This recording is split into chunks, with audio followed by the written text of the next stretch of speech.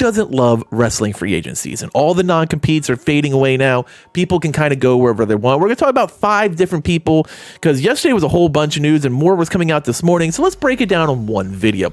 Now, we're going to start with the first person that comes to mind. And if you didn't see Nick Nemeth's most wanted video, you can hop over to my other TikTok. I just dropped it a little earlier. You can check out the video. It's fantastic. But the most wanted man now showed up in New Japan's Wrestle Kingdom last night with his brother Ryan. Now, they were just suited up sitting in the audience, but he did have a face-to-face kind of confrontation with New Japan champion David Finlay, and it looks like they're going that way. We don't know if Nick is going to be a permanent signee of New Japan Wrestling. Now, we did know he was going to be at Euphoria on the 20th, but it could be his last indie tour. He might have signed with New Japan. If he did, I feel like this is a really good fit. Now, this could be just Nick just doing the indie scene and being able to come in and out of New Japan. We're probably going to find out more over the next few days.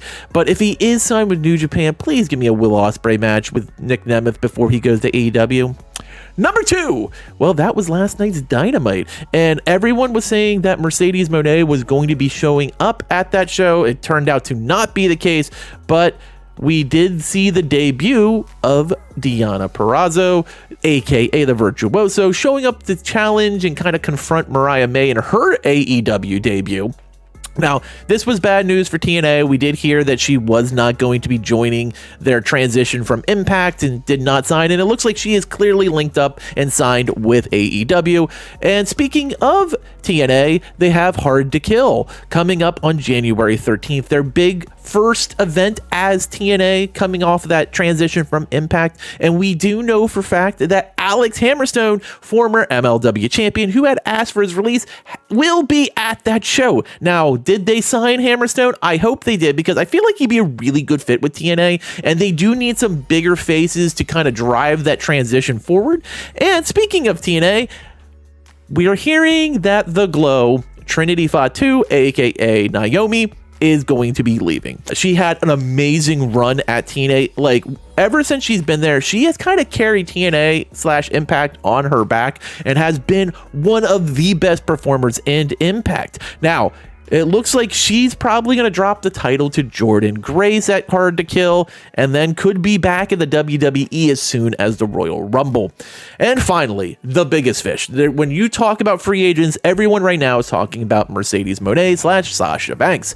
We don't know where she's going. She did not show up at AEW Dynamite like a lot of dirt sheets had predicted, so she's definitely still up in the air. Now, WWE yesterday updated her bio on their page of Sasha Banks. Now, is this a big deal?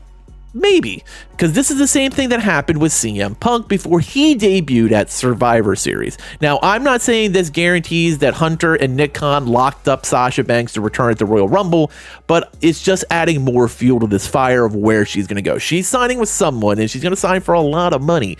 But if Naomi and Bayley are both going to be back on SmackDown, it makes a lot of sense to re-sign, go to WWE, and resume her career as Sasha Banks. And if this WWE.com update means anything, it could mean that the arrow is tilting back towards WWE. Let me know what you think of all this wrestling news. And of course, we have the big update tonight. What does Triple H have to say on Peacock? We'll drop a video with finding out what it is later this evening.